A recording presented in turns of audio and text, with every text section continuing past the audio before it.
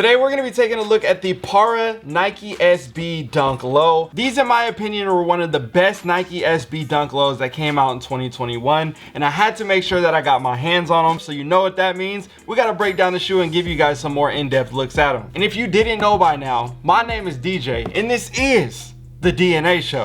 On this channel, I love picking up new sneakers and adding them to my collection, and especially giving you guys more deep dives into the shoes, talking about the history, nostalgia, styles, cuts, materials, resale, you name it, all the things along that line. So if you haven't already, consider hitting that subscribe button, because we are very close to 1 million subscribers and you could be the next one to get us there. Yeah, I know, we need like 800,000 more, but that's completely fine. We're on the road to 1 million. So with all that being said, let's go ahead and crack this box open. As you can see, there's some lines on the top of the box, because when I was opening up the shipping box that it came in, I was like cutting through it and I was like, oh bro, I just cut the box. I know, I'm pretty sure a lot of sneakerheads have done that before. So when you open up your packaging box that the shoes actually came in, make sure that you're gentle and you're not rushing it, because this is what can happen. Now, besides that minor flaw on the box, we have the all over rainbow kind of style print box with the green, blue, red, yellow, and then over here on the top end with the white logo, you have the Nike SB, and then throughout you have the same kind of color and styling. Now, going to the label on the box, it reads Nike SB Dunk Low Pro QS for Quick Strike, Fireberry Black, retail 110 bucks. Flipping open the lid of the box, you have your classic SB paper with the wood grain vibes, and then you got the shoe. Oh, you got the shoe. So first impressions of this shoe, I had already looked at them before I shot this video, but I'm telling you either way, every time I grab these things, I just love them. I don't know if it's the crazy patterns or the colorways or the nice materials on the toe box or the swoosh being misplaced or even the gum sole. There's definitely a lot of cool details when it comes to this shoe. But before we break it all the way down, we got to talk about the history first and how this became what it is today. The reason why these are called the Parra Nike SBs is because Pete Parra is a designer who actually designed this sneaker and has done other collaborations with Nike in the past and probably going to do more things in the future as well. We saw the 2019 Parra Nike SB with the white colorway, and that's definitely a dope sneaker to have in your collection also. Now, when it comes to this pair in particular, these were more done in the celebration for the Olympics that was in Tokyo and the Summer Games of 2021. Obviously, we know that got pushed back from 2020,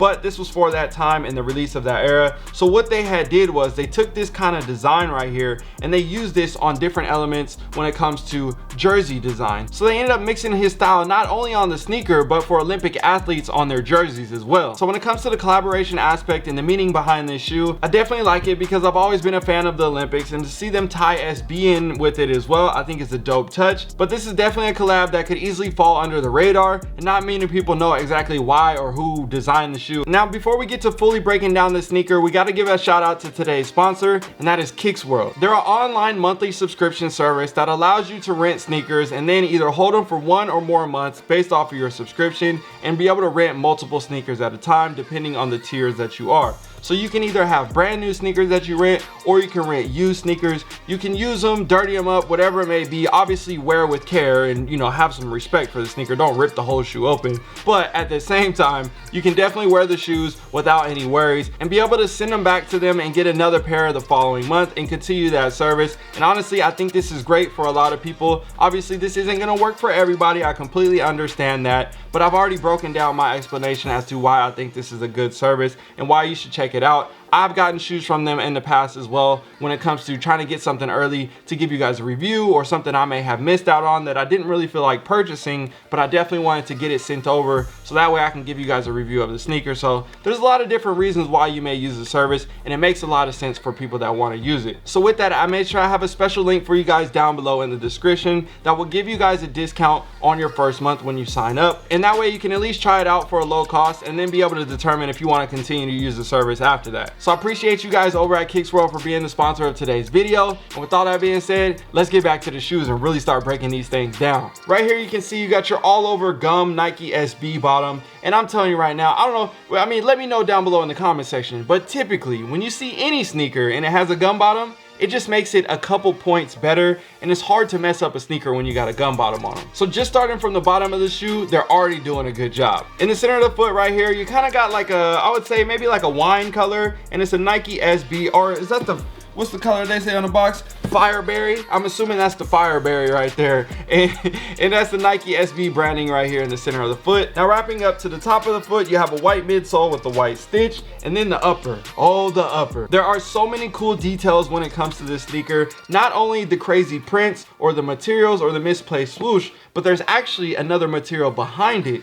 and you could rip off all of this zigzag material that you see on the upper. So it's kind of got like a canvas feel to it, and it's got your oranges and blues and greens and reds and fireberries and everything like that. And then there's like a pink layer behind that. So we've seen a lot of trends when it comes to the 2-layer type sneakers, giving you 2 different design elements, which always draws the question like, should I keep them like this, or should I just dress them and take the pieces off and then see what the other version looks like? Or should I own 2 pairs, have one this way, one the other? It's always a hard one when it comes to the whole collecting aspect. And typically when I see a sneaker like this and you're able to take off the first layer, I usually just keep the first layer on and let it stay how it is. I don't know, that's just kind of been my style. Let me know what you guys think down below in the comment section when it comes to having that first and that second layer. Even though the second layer might be dope and you're kind of like scared to take off the first layer because you don't want to mess it up, or you like the first layer too and you do like the second one, there's always like this weird kind of dynamic when it comes to it. So I'm excited to hear what you guys think about that whole aspect of the sneaker. Now the next thing that I really like about this shoe, like I said earlier, you have a very nice soft suede right here on the toe, the tongue, the mid, and the little back end right here around the collar.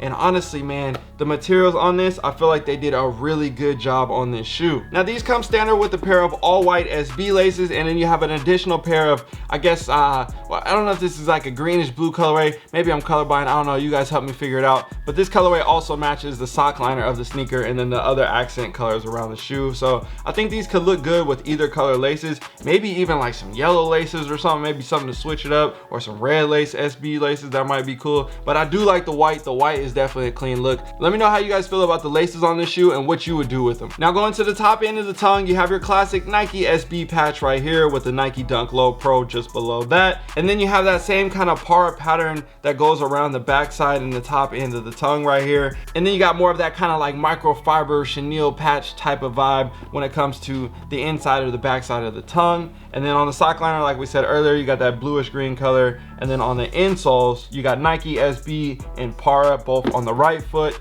and on the left foot. Yes, that's correct. And then on the back of the shoe, we can't forget to mention this part. Now, as you can see, the swoosh does not go all the way up with the black leather. It disconnects here and is separated, which we'll get to in a second. But on here, you got the Parra logo on one side and the Nike logo on the other. And honestly, man, there's not too much about this sneaker that I don't like. Now, when it comes to the swooshes, you have a small white swoosh at the front end on the toe, and then you have disconnected black leather swooshes, and the leather feels really good. It almost looks like it's a Velcro patch, like the way it's sitting on there, and it's heavily embroidered around the edges, but it's not a patch or anything. It's fully stuck on there. It's fully embroidered, but it's a cool little piece to the shoe, seeing the swoosh not go all the way to the back end of the foot like we typically get when it comes to a Jordan 1, a Nike Dunk, a Nike Dunk Low, High, whatever it may be. So, or Air Force 1, you name it. A lot of shoes that have this same type of, you know, structure to the sneakers. And I'm definitely interested to see how you guys feel about this. What are some of your favorite elements of this sneaker? Definitely let me know down below in the comment section.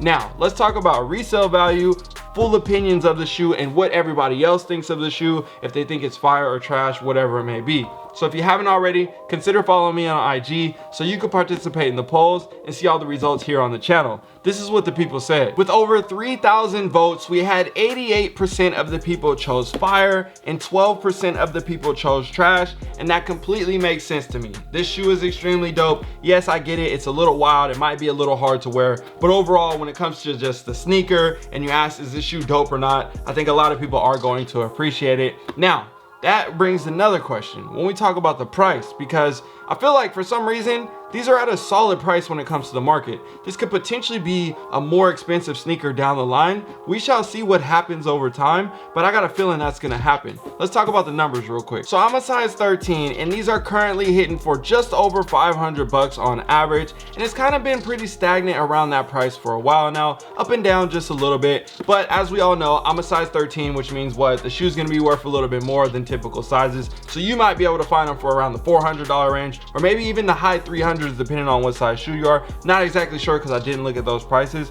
but for me, around 500 bucks. Some people say yes, that is expensive, and I completely understand that. But on the other hand, these also, I think, have a potential to continue to rise over time. I know some people say Nike Dunks are dying right now, there's not too much hype behind it, but when you got dope collaborations that last for a long time, people still appreciate those, and as people start to beat them up, these still continue to rise in value. So I think a shoe like this is either gonna hold its value or continue to go up and maybe be that $700 or $800 sneaker down the line. And people are like, oh man, I remember when I used to be able to get it for 500 bucks and now it's 800 bucks. I should have got it back then. That's just kind of how I feel about this sneaker. And that's maybe because I'm biased because I like the shoe. I don't know. Let me know what you guys think about the price predictions on these in the future as well. Were you able to get these for retail? Did you have to pay resale? Do you still want this sneaker? Do you plan on getting them in the future, or have you given up on it? Do you not like them at all? Answer all those questions down below in the comment section. And one last thing, like I said earlier before I go, don't forget to check out Kicks World. The link will be down below in the description for you guys.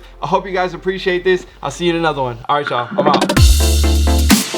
Yo, if you enjoyed this video and want to grow your collection or make extra money on the side, I built a VIP mastermind that will teach you everything that I've learned about growing my sneaker collection over the past 15 years. This will also give you access to the DNA fam in my VIP community where we talk about investing outside of sneakers. And don't worry, if you don't plan on joining the VIP community, it's okay. I also set up a private DNA fam community that gives you access to all the behind the scenes looks from the studio and multiple chances to win free sneakers and gear from weekly and monthly challenges. So all you need to do is click on the link down below in the description or the first link pinned in the comment section. That will get you set up and into the community. I'm excited to see you guys on the inside.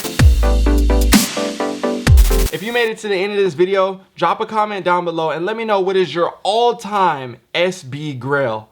Whew, I don't even know, bro. That's gonna be a hard one. I'll let you guys do that one.